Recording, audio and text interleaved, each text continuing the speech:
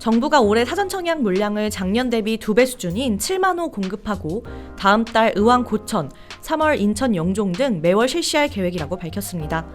홍남기 경제부총리 겸 기획재정부 장관은 19일 정부 서울청사에서 제37차 부동산 시장 점검 관계장관 회의를 주재하고 2021년 사전청약 주요 성과 및 2022년 추진계획을 논의하기에 앞서 이같이 말했습니다. 홍 부총리는 금주 지난해 12월분 사전청약 17,000호에 대한 입주자 모집이 마감될 예정이라며 작년 총 38,000호의 사전청약 과정에서 공공분양 기준 평균 경쟁률 21대 1로 최근 5년 수도권 평균 경쟁률 2.6대 1을 크게 상회하는 높은 호응이 이어졌다라고 강조했습니다.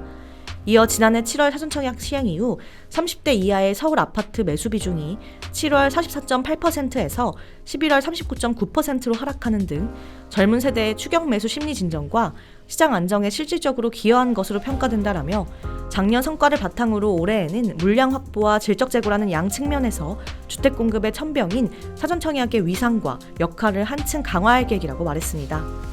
이를 위해 정부는 물량 측면에서 작년 대비 2배 수준의 7만 호를 공급하는데요. 이 가운데 중대형 면적과 브랜드 등 선호도가 높은 민간 물량을 절반 이상인 3만 8천 호 공급할 계획이라고 전했습니다. 서울 도심 지역 최초로 도심복합 사업 등으로 4천 호 안팎을 공급하고요. 공공자가주택 사전청약을 처음으로 실시하고 경쟁률이 높았던 3기 신도시 물량도 9천 호에서 12,000호 플러스 알파 수준으로 확대할 방침입니다. 그러면서 홍 부총리는 향후 2월 의왕 고천 등 6,000호, 3월 인천 영종 등 9,000호를 포함해 매월 사전청약을 실시하며 대국민 체감도를 더욱 제고하겠다라고 전했습니다. 부동산 시장 화랑 주요인으로 지목됐던 저금리 시대가 끝을 내리자 주택 거래가 급격히 얼어붙었고 3월 대선을 앞두고 시장의 관망세는 더욱 짙어질 것으로 보이는데요. 박원갑 KB국민은행 부동산 수석 전문위원은 금리 민감도가 높은 재건축, 재개발이나 레버리지를 많이 이용하는 투자용 부동산은 부정적 영향이 상대적으로 더 많을 것이라며 신혼부부 등 실수요자들도 대출 의존도가 높아 중소형 아파트도 수요 위축을 전망한다라고 말했습니다.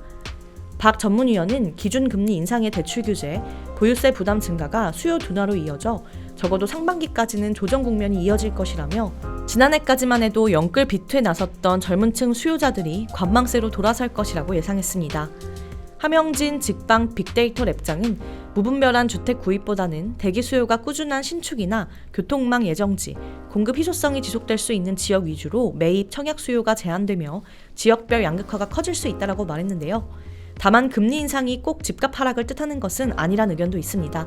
이은영 대한건설정책연구원 책임연구원은 금리 인상이 부동산 가격에 미치는 영향이 꼭 부정적이라고 단정할 수 없다라며 대출 규제가 엄격하게 적용됐기에 개인별로 원하는 만큼의 대출을 모두 실행할 수 없었다.